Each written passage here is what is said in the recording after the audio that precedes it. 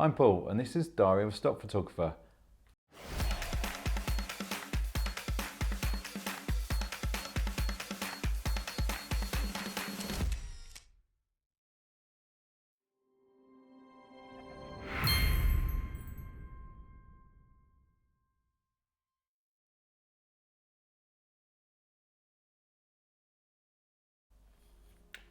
I once knew a photographer who was photographing Mont Saint-Michel, and it is renowned and notorious for the quicksand around Mont Saint-Michel and the quick tide currents.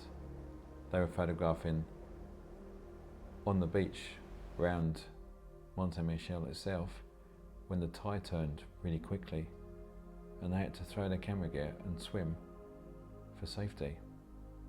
Who knows what happened to their camera gear, but they had to do that to save their life. I remember around photographing Mont Saint-Michel, the riverbanks were covered in sludgy mud, and I remember getting back to the hotel, trying to find that light to turn the light on, only to look round and find footprints all over the room, like a scene from a cartoon. I spent the next hour trying to remove footprints from the hotel room.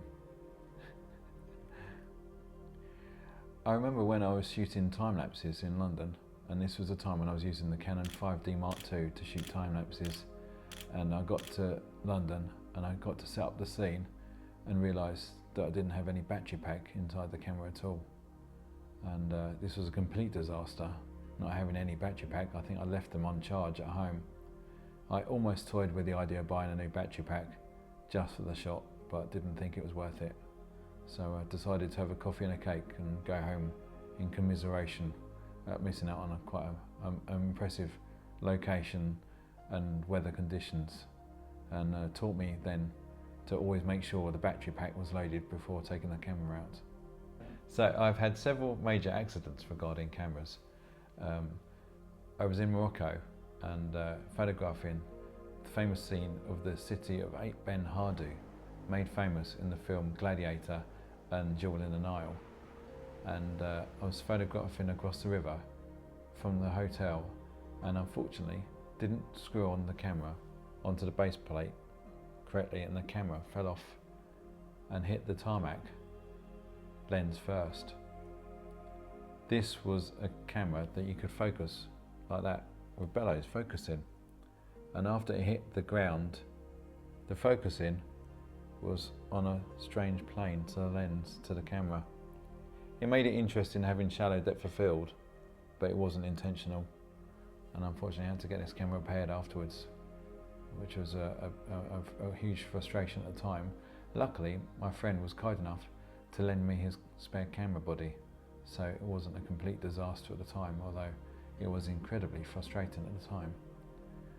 And then on another occasion I was in a car park and just going to London and swung my camera bag over my back to go to the train station and didn't realise that the bag wasn't zipped up, and the camera with the lens went flying across the road.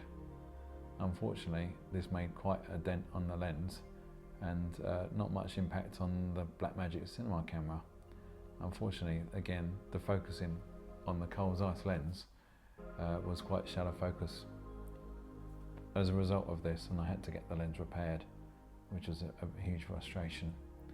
And then on an additional story to this, I heard about another photographer that was in Las Vegas, and he was shooting on a Pentax 6.7 with a bag full of lenses, and he swung the bag over his shoulder, not realising the bag wasn't zipped up, and all the lenses and the camera body went flying across the road. So it seems like this was quite a common occurrence, was putting your camera bag on your shoulders and not realising it's not zipped up.